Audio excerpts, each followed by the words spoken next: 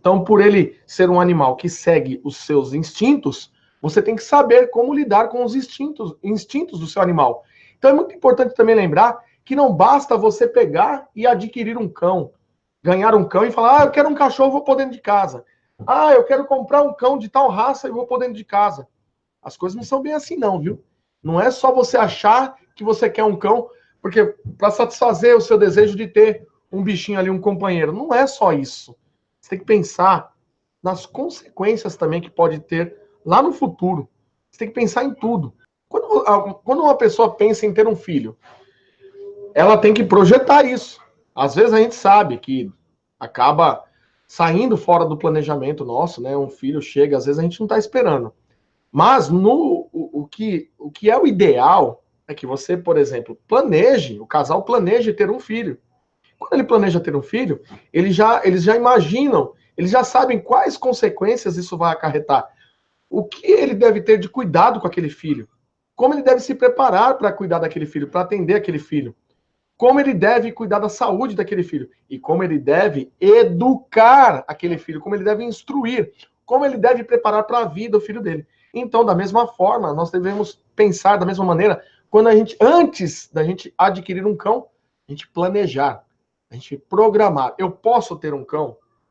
Eu tenho preparo emocional para ter um cão?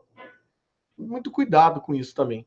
Eu estou preparado, eu tenho temperamento também para poder ser o chefe do meu cão, o dono do meu cão de verdade, como diz a palavra, o significado da palavra. Eu sou o dono, o cão é meu.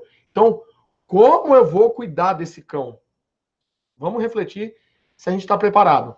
Porque se você não está preparado, você precisa se preparar com conhecimento. Por quê? Porque como é um animal que segue instintos, tem certos instintos que você tem que ter conhecimento que o cão tem. E como lidar com estes instintos? Você tem que ter conhecimento para lidar com isso. Então, por exemplo, se eu não estou preparado, como é que eu vou ter um cão de porte grande, por exemplo? Uma raça aí que eu sei que tem temperamento forte. Não vou citar nem nome de raça, nem nada. Mas, por exemplo, um cão de porte grande, com uma raça de porte grande que tem temperamento forte. Como que eu vou lidar com um cão desse se eu não tenho força, às vezes, para erguer um móvel da minha casa? Por exemplo, tá? É lógico, gente, que tem a parte inteligente do adestramento, mas tem momentos que a gente vai lidar com instintos.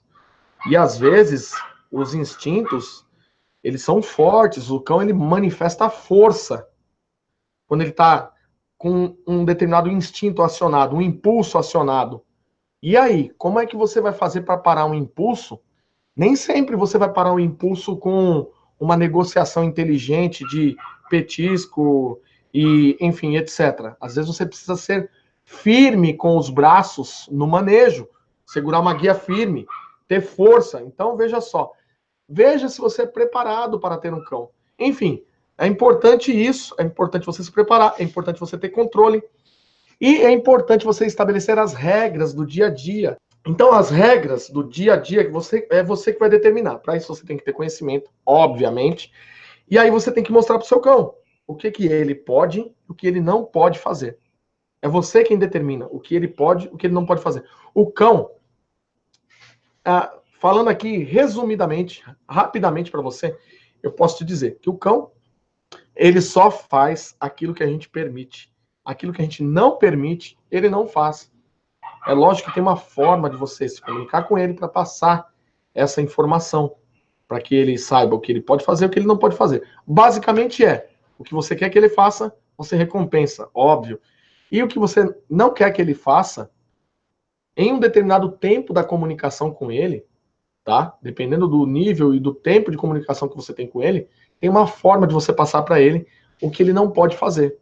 Que é, basicamente, em uma fase, você não recompensar aquele tal comportamento errado, é você ignorar aquele tal comportamento errado, e depois, em uma outra fase, é você saber proporcionar a ele uma experiência desagradável em manifestar aquele comportamento.